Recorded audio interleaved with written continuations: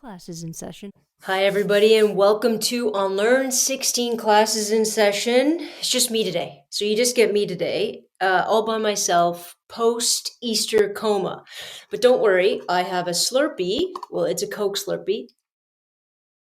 That's the only kind you should have at the end of Easter. And I have a Peep. If you can't see that, I'm holding a bunny, nice Easter pink kind of Peep. I will be eating those throughout the podcast. So, today, since we're ringing in sort of a rebirth, let's say, regardless of your religious affiliation, spring is a sign of rebirth. And rebirth usually takes everybody figuring out how to overcome certain fears and certain limitations, let's say, to the way they live. And sometimes these roadblocks and these obstacles we have to overcome are thrown in our way. We have no idea they're coming. We don't want them. We don't choose them. We just find ourselves in them. And then once we've gone through it, we have this kind of amazing recognition of what we can accomplish and how we can accomplish it. So today, I'm going to give you three stories.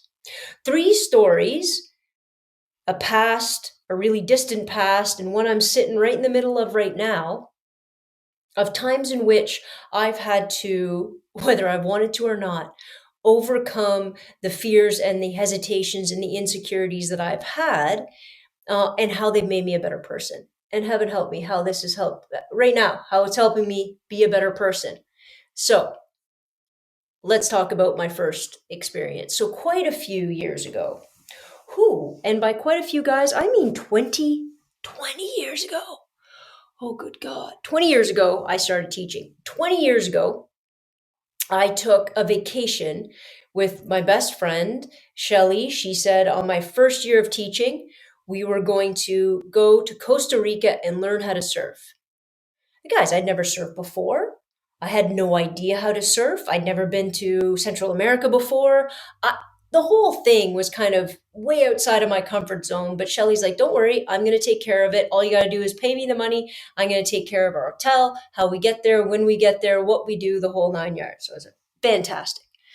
So we got down there, guys, and Costa Rica is beautiful. If you ever get the chance, please go. But that's not the point. Here's the point. So over the course of 10 days, we were there for 10 days. Every day we got up in the morning, had breakfast, surfed, lunch, surfed. And then around 5 o'clock, we're done. We have dinner. You're so freaking exhausted. You go to bed by like 9 and you wake up and do it all over again. It was the best vacation I've ever had. I came home zen. But here's a story that scared me. So probably, I don't know, maybe around 6 days in. So I've been surfing now for 5 days. I got, we've taken lessons. I got a pretty good hold on it. I'm doing well.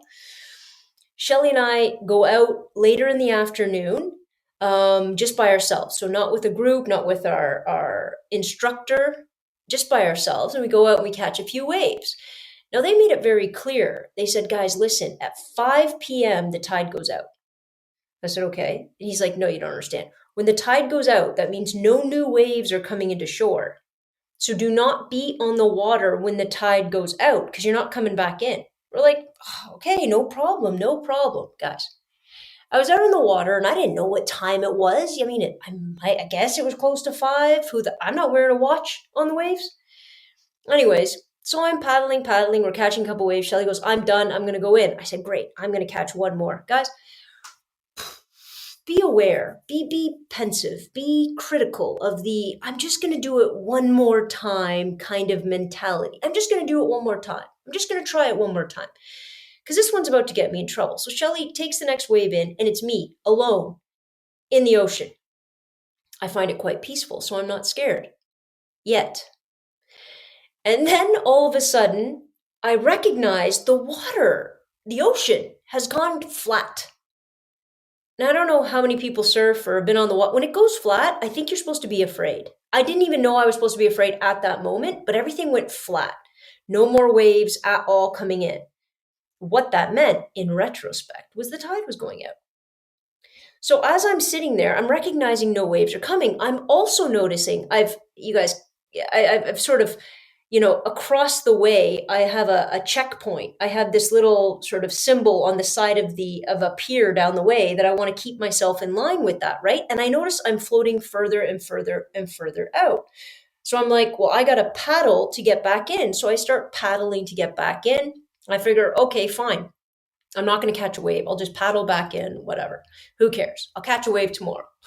Guys, as I start to paddle, I recognize that that checkpoint I have off my right hand side of my board, I don't know, is that the port or the bow or the stern? Who the hell knows? Does that apply to surfboard? Anyways, to my right, that point, as I'm paddling, I'm still pushing further and further out into the ocean. So I'm paddling harder. And then I realize the hardest I paddle, the most I can paddle, the hardest I can paddle, I'm barely keeping in line, right? So as I paddle the hardest, I'm keeping myself in that part of the ocean. And I'm going, guys, I felt like I was going for an hour. It's probably about 3 minutes. And I was paddling and paddling and paddling, and I'm shouting out to Shelly, Shelly! She's lying on the beach. I can see her however far away. I'm like, Shelly! Shelly, get up off the... Nope, she's not even looking at me, guys. She's passed out, lying down, no big deal. I'm paddling, I'm sweating. I have water all over me. I am sweating. I am freaking out. In my head, I'm like, where does this take me? I don't know where this takes me. I'm pretty sure, I don't know, Africa? If I keep going this way, what's the next major piece of land that I actually hit? I'm thinking the west coast of Africa. That's it. That's what I'm in line with. And what happens if it pulls? Anyways, I'm freaking out, guys.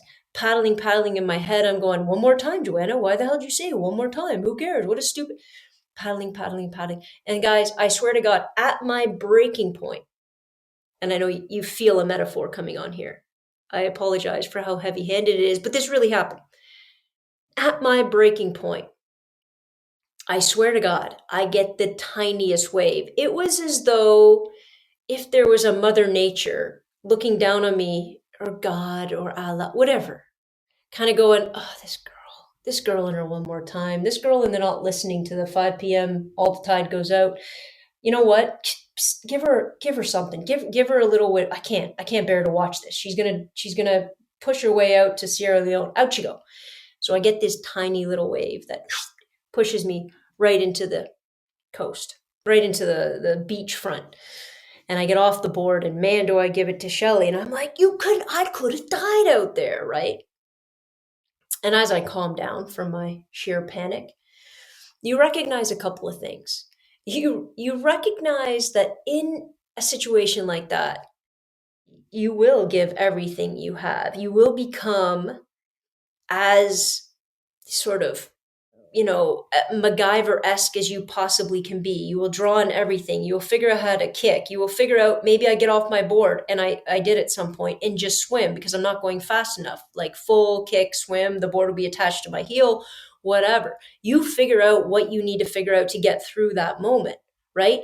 And then, hopefully, and this is true, I think, a lot of life, you get that tiny little wave. And those tiny little waves come in many, many, many different forms. Right now, I'm talking about surfing. It's very, very sort of literal. It was a literal wave. But in life, we get tiny waves. We get people that lend out their hand. We get, things that we should take risks on. We get information that we can act on. We get all of these opportunities that if we are to take them, they are our tiny little waves, no matter where we are, no matter how significantly dire it become. And I know I'm talking about a very privileged life that I have to that I lead. And I know a lot of people have incredibly difficult roads ahead of them and obstacles to face, but I do believe there are always waves. And I think the more that we can recognize them and the more we can take advantage of them and then be thankful for them, but always keep our eye out for them, the better people we become. Now you'd think the next day I don't go back on the board. Of course not. I get back on that board. But I'll tell you, at 4:35, done. We also learn hopefully from our one more time. We also learn ways what limitations are healthy, what limitations aren't healthy. I don't give up surfing. I just am a little bit more cognizant of the rules of the waves, right? The rules and I didn't respect it before. I didn't respect it before because we also are myself very much included, especially when we're young. We have delusions of grandeur, right? We think we can overcome anything. We think the rules don't apply to us. We think mortality is a distant possibility, and we do things and we put ourselves at risk and we don't even know we're doing so. But when we get out of something like that, when something like that becomes dire, it is not ours to say, oh, I'm going to go roll the dice again. It should be ours to say, okay, I learned from that. I know I can get through that, but I also know how to avoid that the next time. So, moral of the story, don't not do it because you're scared, right? I was terrified. I was terrified in that moment. It doesn't mean that I stopped surfing. It means do it. It means learn from it. It means find power that you have that you never knew you had. And really importantly, it means look for the little waves. Always find the little waves. Okay, so that was surfing in Costa Rica. Hold on. Just for those who aren't watching me, I'm just going to have a drink of my Coke slushy. Side note, does anybody drink anything but Coke slushy? Because if you do, I have to have a talk with you. That's ridiculous. My second story takes place in Tanzania. Now, I went to Africa. I took a group of students to Tanzania, I don't know, about 5 or 6 years ago. And again, I'd never been to any country in Africa before. I obviously had a significant amount of education, and we were going to go there. We went there with me to we, so I knew I was never really worried about my safety. I just had no idea what to expect. We lived in tents when we were there. It was very, very rustic, which my delicate sensibilities not necessarily what I like.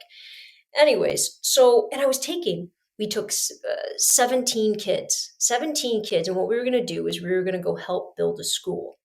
Technically, what we built was the foundation of one building in this school. So it took us 2 weeks just to build the foundation. I'm going to explain that in a second. But I was terrified. I was terrified of being responsible. This isn't just being responsible for kids on a day trip. This isn't just being responsible for going to, the United States. Like we take kids to Washington and we take kids to New York City all the time and all of these trips. But guys, those are baby trips, right? Tanzania, to get to Tanzania, it took us a full 24 hours of travel. It was insane. That alone. All right. So I'm going to tell you 2 stories of this because I think it deserves 2 stories. But the first story started on the first day. So I'm going to get on the plane, and one of the students is very sick. Like she's throwing up. And I said, are you okay or whatever? What's going on? She's like, yeah, I'm just not feeling good. I don't know what the deal is. And she'd already thrown up that day. And I'm like, okay, but we're going to Tanzania. Are you sure? Because my big fear was somebody getting hurt or sick, right? We did a lot of serious work. I'm fine. I talked to her mother. Mother said she was fine. She said, no, she's going to be fine. Go ahead and go. Okay. So we get on the plane, and this kid throws up for about 17 hours. We were on the plane forever because what we did is we flew to Ethiopia. We got off in Ethiopia, then we changed flights, and then we flew to Tanzania. It was arduously long. Anyways, I didn't know how much she was sick until we got to Ethiopia. We got to Ethiopia and we were going to change planes. We had a small layover. And she came up to me and said, I can't seem to keep anything down. I said, okay. Let's go try to get you a little bit something to eat. Maybe you take a Gravol. She tried to take it, did not stay where it was supposed to stay. I'm like, okay, guys, we haven't even been a day into the trip, right? We're not even a day into the trip. And so I say, okay, fine. And at that point, I was with another supervisor on the trip. I said to Ryan, we're going to have to talk to some sort of medical group. So I take her outside kind of on the tarmac. So in Ethiopia, you can kind of go on the tarmac where you're waiting for your gate. It's very different than here. And she's sitting out there, and we have a bag, and I have this random guy gave us his brand new orange Fanta because she looked so sick. He goes, have this. I said, no, we can buy one. He's like, no, have mine. I'll buy another one. I'm like, how nice is that? You see somebody throwing up in Toronto? Please, you're not giving them your Fanta. Lovely guy. Anyway, so we sit down outside. She's still throwing up. And I'm getting a little nervous here, right? And so the guy that gave the Fanta said, I'm going to call like the medical team. Now you got to understand, this is in pretty broken English. So I don't quite understand, but I understand that he's going to call a doctor. So as we're sitting outside, her and I, and she's 19, by the way, so she's not a kid. She can make lots of choices on her own. This is a big difference between being somebody underage and somebody of age in this situation. But nonetheless, she's still my responsibility. So we're sitting there, and 3 women come up to us. I'm assuming doctors, nurses, I don't know, medical staff.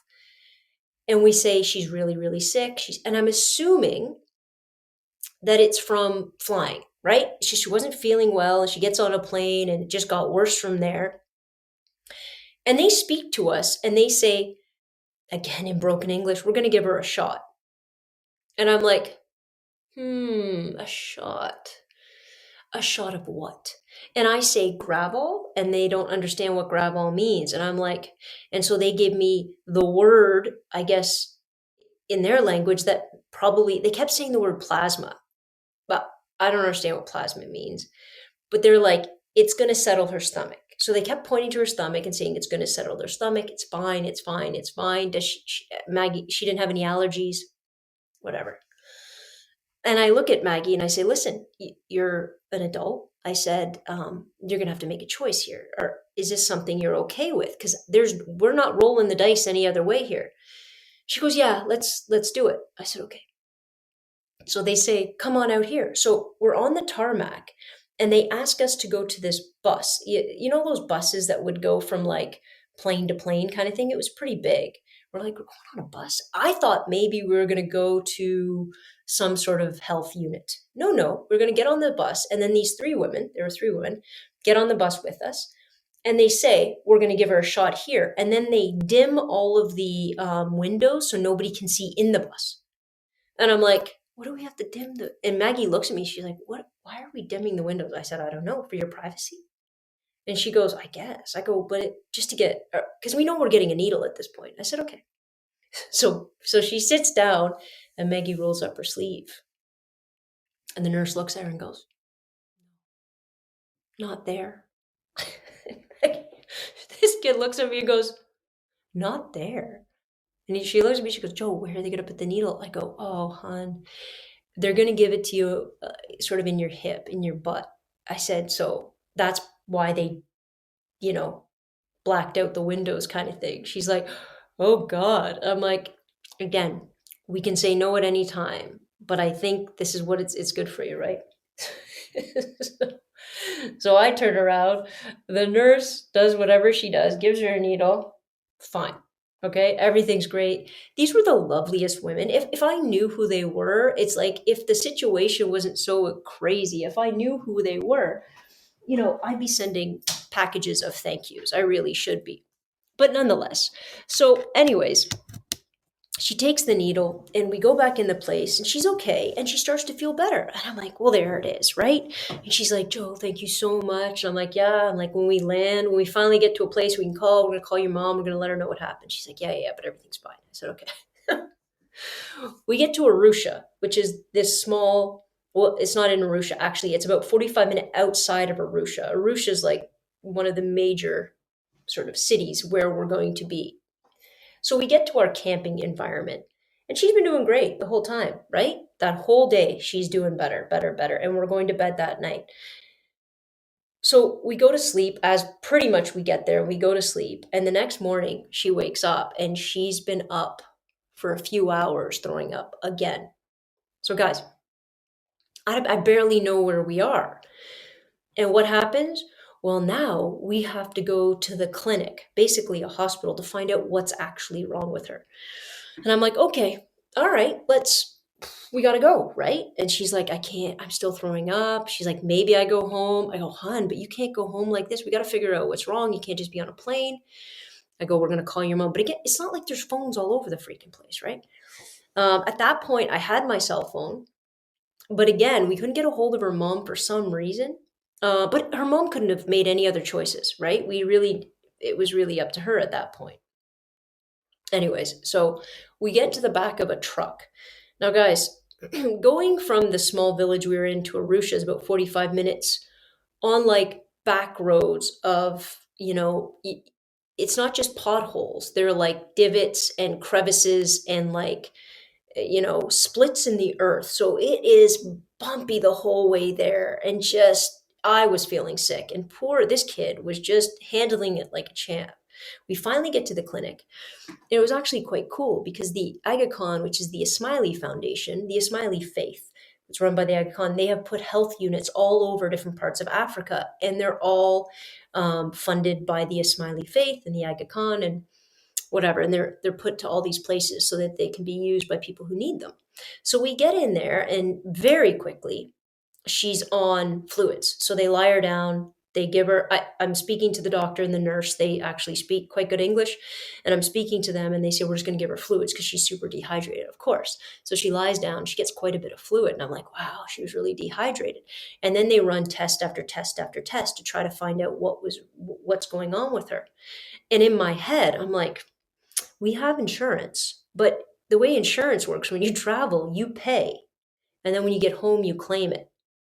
So I'm sitting here thinking, oh my goodness, we're going to owe so much money.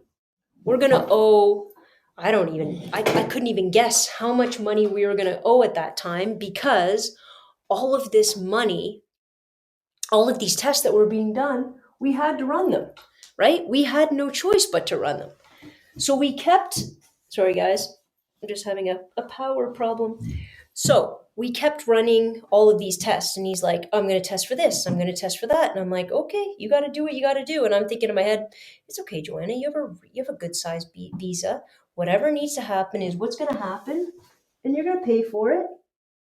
And then, you'll get the money back later. Who cares? This is it. And again, I'm doing a lot of math because I know what it could have cost in, let's say, the United States, and I have no idea what to compare it to. So they're running tests, and the doctor finally comes in and he says, listen, what medications is she taking? There's nothing wrong with her. All of her blood's fine. Everything's fine. Are you taking any medications? Maggie says, no, I'm not taking anything. And I said, oh, except for we're all taking malaria meds because when you're in Toronto, the travel doctor said, take malaria meds.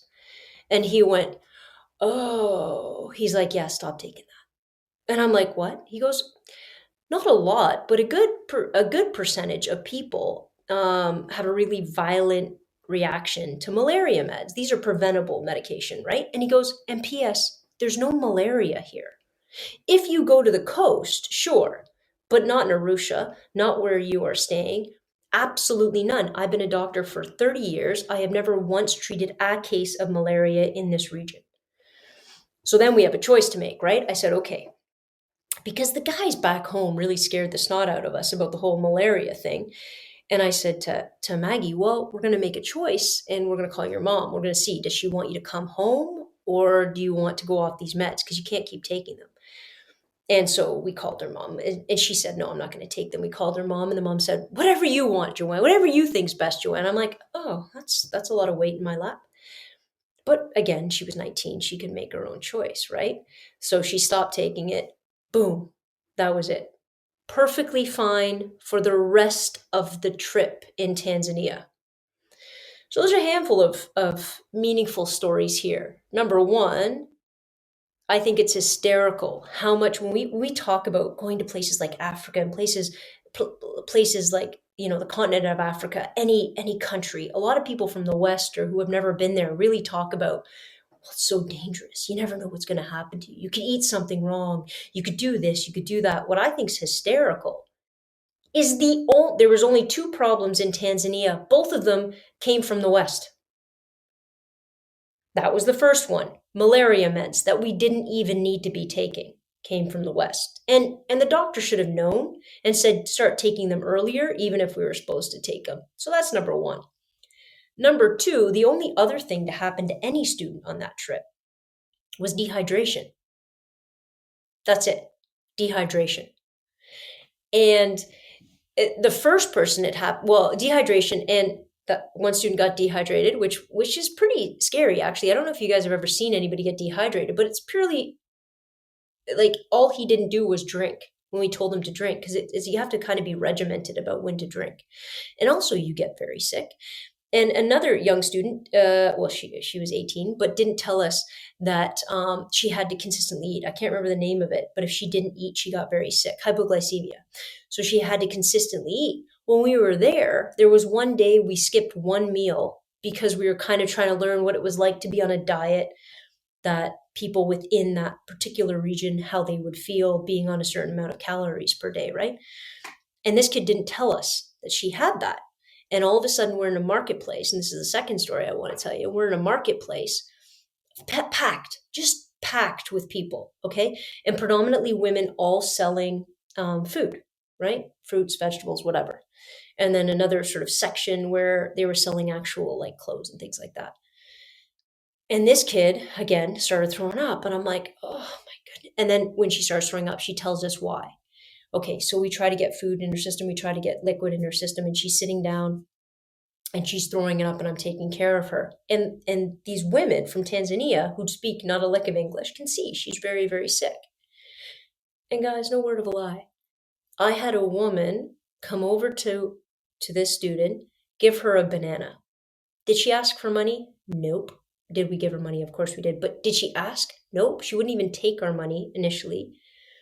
But she said, take this. It's going to make your stomach feel better. Not in English. She said it, And she also was very worried that my student had drank the water because she knew that the water in certain areas might make somebody new to the country sick.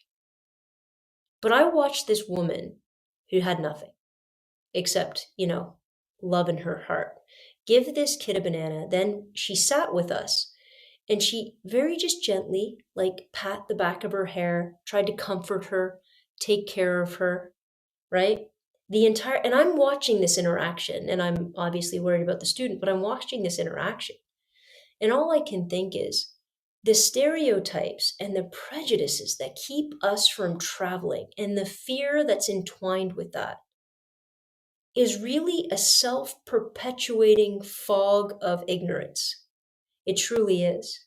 It stops us from doing anything significant.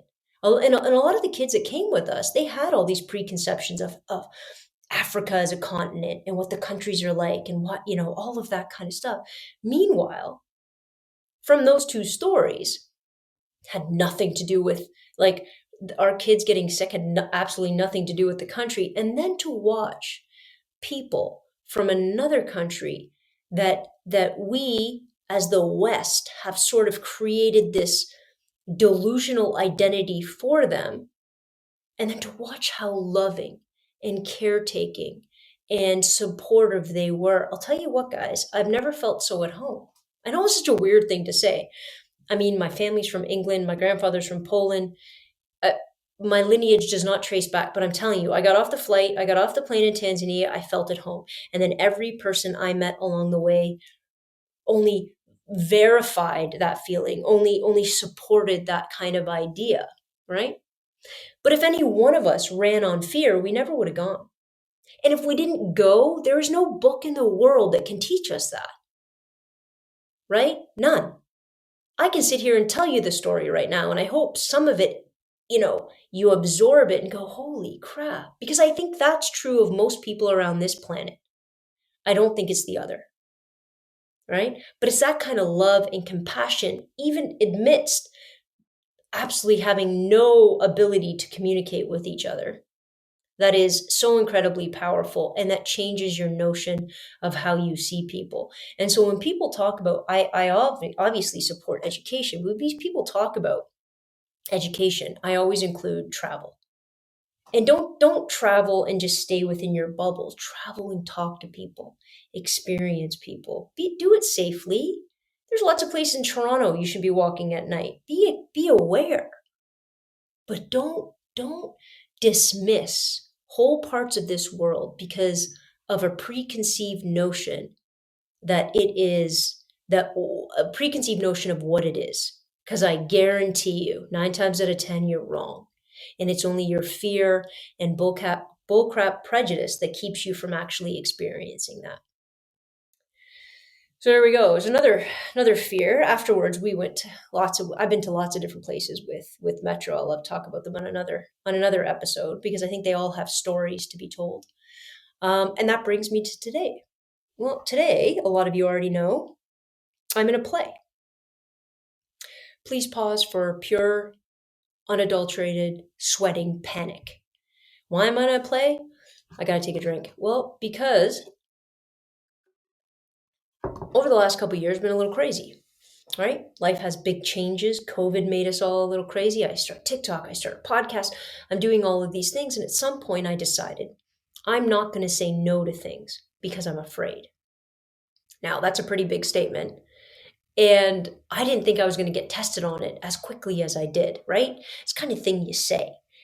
But every year, my vice principal and my coworker, Ryan, who's just an incredible teacher, who's in charge of all dramatic production, says to me, well, every year he says, Joe, be in the play. I say, get away from me. I don't want anything to do with it because I was terrified for 20 years, guys. There's no way. I was terrified. And this year, when I said, I'm going to say yes, I didn't even know we were going to do a play because of COVID, right? And he started doing it, but I said, I'm going to say, if he asked me to do a small role this year, because that's usually what he was getting at, like something small, I was going to say yes. I was going to say yes. I was going to give it a go no matter how bad I sucked. And then COVID kind of resurged and we lost a couple students because their anxiety, like they missed a lot of classes. We didn't lose students. Sorry, that sounded weird. But one student actually was no longer at the school because he graduated early, so he had to fill that spot. And another individual, their anxiety just got so high, and they felt they were so far behind in their school that they couldn't do the play. So Ryan came to me. He goes, Joe, listen, if I need you to do this character, I think you would be great at this character. But if you don't do it, I can't do the play because it's really late in the play to have a student sort of jump in and sort of, feel comfortable enough to do it. I said, well, I don't feel comfortable enough to do it either. And he's like, you'll be great at it. He goes, but I understand if you don't, if you can't. And I said, well, Ryan, this year that I've resigned myself to saying yes. So absolutely, I will do it. I'm in. And he goes, take the night. I said, no, I'm in. I'm in. I'm going to say I'm in right now. And he goes, that's amazing. That's amazing. He goes, here's your script. You're playing Tracy in Sweat. Now, if anybody knows the play Sweat by Lynn Nottage, it's amazing. It's just fantastic. It's been on Broadway. It's been in London. It's this amazing play about sort of the shift in American manufacturing and all of the Rust Belt in Pennsylvania, in Reading, Pennsylvania, and all over the place, all these jobs that got lost, all of this transfer of sort of manufacturing culture to not doing anything culture, and then the underlying drug and alcohol issues. And then it even ties in racial issues of affirmative action and how that played out in this whole thing. Amazing play. He knew I'd love the play. He knew I'd be sold by the play. The play is who I am in the sense like it's everything I teach and I'm passionate about and I want to. Guys, the character of Tracy, I think, has the second or maybe third, if not second most lines in the whole play. When I said yes, I didn't quite know what I was saying yes to. And then I was in. And then I was in. And once I say yes, that's it. That's it. But guys, I need you to really, truly understand. Because I know some of you are like, well, Joanna, you're on TikTok all the time. You do this all the time. But this is always me. This isn't doing, the one thing that I've always been terrified of doing is acting, is pretending to be, is figuring out how to let myself go, because I've always wanted to be so authentic, to let myself go, to be something else, and to absolutely risk looking like an absolute moron doing it. I'm not scared to speak in public. If I get a TED Talk one day, I'll speak to 2,000 people, 3,000, I won't even flinch, guys. But acting's a whole, so now I've started, and now I know a couple things. I make it very clear to the students that I'm terrified. So what it's done, I think, is allowed kids to see that everybody can be terrified of something, that everybody can do something that they're not good at, that they're risking something at. And the more that I verbalize that, it's really awesome that I see them helping me and I see them coaching me, and the more that I learn and the more that I watch them and I can learn from them and what they do, it also shows students that they have a lot of power that adults can draw on, right? That's not all me teaching them. When you're a teacher, you realize pretty quickly that your job is fine, 50% teaching and 50% learn. It really is that kind of pendulum because kids are brilliant and kids are sometimes, in some ways, a lot less terrified and a lot less set in their ways and a lot less, boxed in, if you will, than adults are. And so I've been muddling through it. And the other day, we did a scene, and all of a sudden in that scene, we did it, and it just flowed and it felt good. And I looked around at the kids and I went, wait, was that good?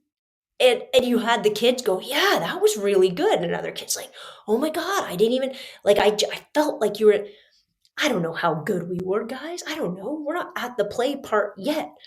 But that little baby triumph, doing something you're afraid of, that's all you need. That's the wave, right? Not to bring it full circle, but there's the wave.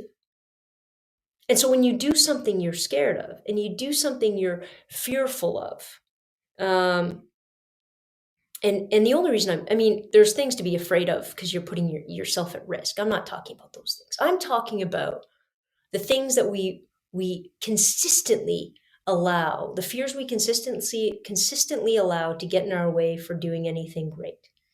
And usually those fears are all about the way that we perceive ourselves, how we want to protect ourselves, our own insecurities, not looking stupid. That's it, right? Everybody should be afraid of a bear, but we're not facing bears. Nobody's doing that, right? Every single day, we can do something we're afraid of, or we can allow that fear to stop us from doing something, whether it's being in that play, whether it's learning how to play the guitar, whether it's talking to that person you're interested in, whether it's quitting a job and going for something else. All of those are fears, and they're fears of the unknown. They're fears of never being good enough. They're fears of being embarrassed. There's fears of not looking, but they're all bullcrap fears, right? They're all bullcrap. And as soon as you step into it, and you want to step into it with the right people, but as soon as you step into it, you'll find these little waves, these little moments where I used to be 99% terrified of this play, and I'm sitting at a healthy 60%. I'm not saying my fear's gone. I'm just saying that's a pretty solid 40% reduction in less than a month. In less than a month, I've had a 40% reduction. And if we can do that, if we can take those fears, face them, if we can become educated, and I don't mean by studying from a book, if we can become educated in real world things and understand that the more risks that we take and the more fears that we face, the better, the stronger, the more diverse, the more useful you become, I think the more powerful we become. We don't become powerful at doing something we're great at consistently and that's it. There's no power there. There's no full perspective there, you know? And that's why I love teaching. I mean, teaching kids, if they're great at math, go ahead, do math, but don't you dare stop playing the guitar. Don't you dare stop thinking that public speaking is important. Don't you dare stop painting. Because all of those things make us great. They make us human. They make us whole. They make us powerful. And the more we can try on those different hats and the more we can jump into space that scares the crap out of us, the better we become for ourselves and the better we become for the world around us. So therein lies my podcast on fear. You guys have any stories? I would love to hear them, maybe snippets of them in the comment section here, or you can message me on Instagram. That would be amazing. I think if you want to hear a part 2 of places that I've traveled and things I would have learned, I would love to do that as well. And it all really focuses on that same thing. Jump into what you're afraid of. Do it. Watch for the waves and understand that every day you will get less afraid. Thank you for hanging out with me this Tuesday, guys. I will see you next Tuesday. Same bat time, same bat station. Have a good week, guys. Dismissed.